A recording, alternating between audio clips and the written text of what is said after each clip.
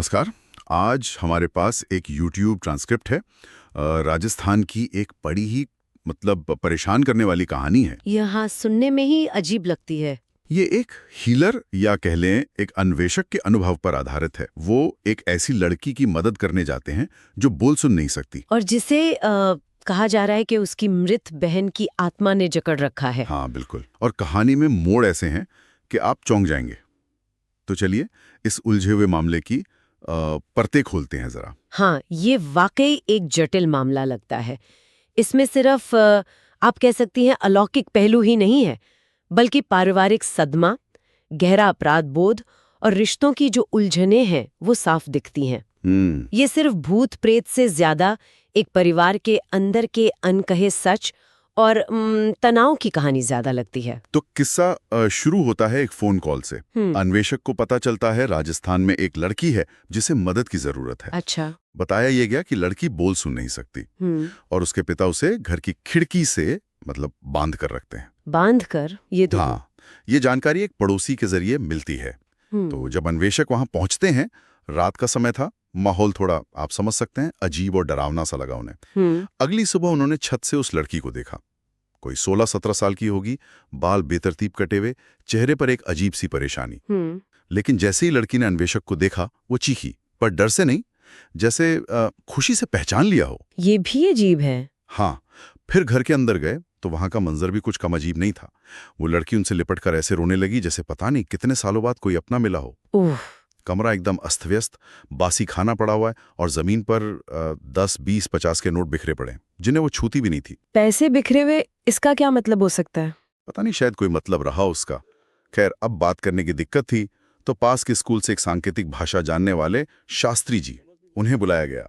हाँ, ये तो जरूरी था। पर शायद लड़की की भाषा कोई मानक साइन लैंग्वेज नहीं थी। शास्त्री जी भी समझ नहीं पाए। अच्छा। मुश्किल से 10 मिनट रुके होंगे और एकदम डर गए। बोले कि लड़की इशारा कर रही है कि उसकी दीदी बड़ी बहन उनके ठीक पीछे खड़ी है। अरे बाप रे। हाँ, और शास्त्री जी ने फौरन कहा कि यहां से निकलो। और यहीं पर कुछ बहुत ही अजीब हुआ। जैसे ही अन्वेषक कमरे से बाहर आए, उन्हें लगा किसी ने जोर से सीने पर धक्का दिया है। धक्का दिया? हवा में? हाँ, और फिर बाहर सीढ़ियां चढ़ते हुए लगा कोई पीछे खींच रहा है। और फिर वो हुआ जो सबसे चौंकाने वाला था।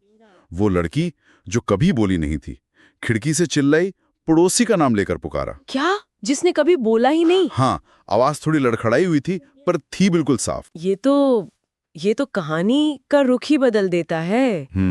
तो फिर क्या पता चला, ये दीदी कौन थी? हाँ, यहीं से शक गहराया। पता चला कि इस लड़की की एक बड़ी बहन थी जिसकी मौत कोई 7-8 साल पहले हो गई थी। ओहो, तो शास्त्री जी शायद सही कह रहे थे, उसी बहन की आत्मा? लगता तो यही है। इसके बाद घर के अंदर का अनुभव और भी भयानक हो गया। जब अन्वेषक दोबारा लड़की के कमरे में गए, उन्हें बहुत ज्यादा नेगेटिव एनर्जी महसूस हुई। अचानक मन में ख्याल आने लगे, मर जा, अभी मर जा, आत्महत्या के विचार। ये तो बहुत गंभीर बात है। और हद तो तब हो गई जब वो अपना बीज मंत्र भूल गए। बीज मंत्र भूल गए? ये क्या होता है और ये इतना अहम क्यों है? देखिए, बीज मंत्र एक तरह का बहुत ही व्यक्तिगत मूल मंत्र होता है, जिसपे साधक अपना ध्यान टिकाता है, अपनी साधना करता है। अगर कोई 11 साल से लगातार किसी मंत्र का जाप कर रहा हो और वो अचानक दिमाग से निकल जाए। हाँ, तो ये दिखाता है कि वहां मौजूद नकारात्मकता कितनी शक्तिशाली थी। वो उनके सबसे गहरे आध्यात्मिक अभ्यास तक को रोक रही थी। ये उनके लिए बहुत बड़ा खतरे का संकेत था। बिल्कुल।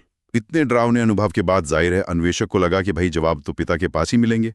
पता किया तो मालूम हुआ पिता LIC एजेंट है और शाम को शराब पीते हैं। अच्छा। तो अन्वेषक ने उन्हें ढूंढा, थोड़ी शराब पिलाई ताकि वो कुछ भरोसे में आकर बात करें। और कुछ बताया पिता ने? हाँ, नशे में पिता ने जो बताया वो सुनकर तो रोंगटे खड़े हो गए। क्या बताया? उसने माना कि बड़ी बेटी का उसी की बिरादरी के एक लड़के से अफेयर था। पिता को ये पसंद नहीं था, वो बहुत नाराज था। उसने बेटी को बहुत डांटा, उसका फोन छीन लिया।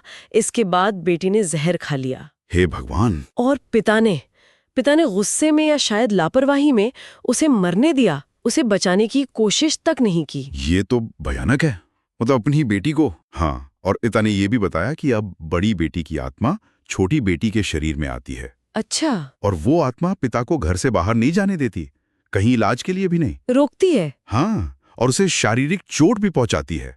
पिता ने अपने शरीर पर खरोचों के निशान भी दिखाए। लेकिन एक मिनट, अगर आत्मा नाराज है तो उसे चोट क्यों पहुंचा रही है और बाहर जाने से रोक क्यों रही है? ये तो विरोधाभासी है। यही तो अजीब बात है।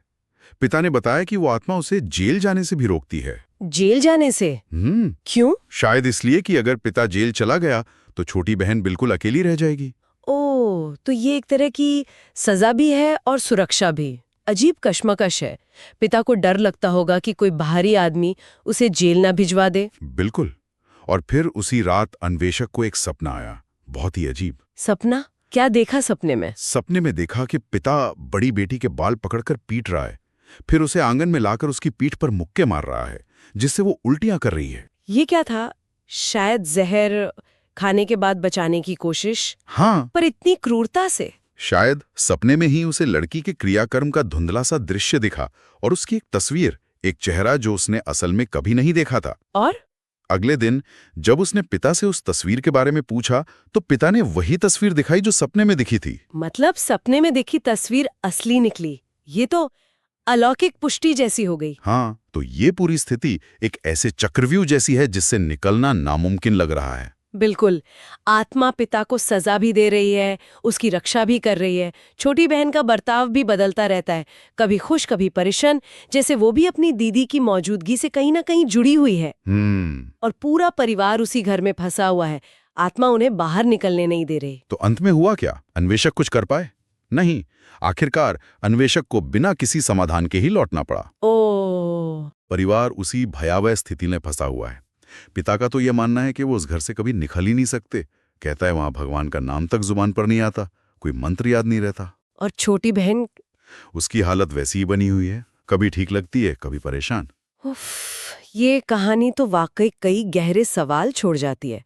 क्या ये सच में पूरी तरह से अलौकिक मामला है, या फिर ये गहरे पारिवारिक सदमे, अपराध बोध और शायद मानसिक स्वास्थ्य की समस्याओं का एक भयानक संगम है? सही बात है। और आत्मा का ये दोहरा रवैया, सजा भी देना और सुरक्षा भी करना, इसके पीछे का असली मकसद क्या हो सकता है? क्या वो वाकई बहन की चिंता कर रही है या पिता को अपने कर्मों के साथ जीने पर मजबूर कर रही है? और सोचने वाली बात यह भी है कि जिसे हम अक्सर भूत प्रेत या आत्मा का साया समझ लेते हैं, वो असल में इंसानी जज्बातों, त्रासदियों और अनसुलझे रिश्तों का कितना जटिल आईना हो सकता है ना? बिल्कुल। मानवीय भावनाएं बहुत शक्तिशाली होती हैं। और जब किसी आत्मा का बचाव ही, मतलब उसकी सुरक्षा ही, जिंदा लोगों के लिए एक कैद बन जाए, तो फिर आजादी का रास्ता क्या हो सकता है? ये सवाल अनुत्तरित रह जाता है। सच में, ये सोचने पर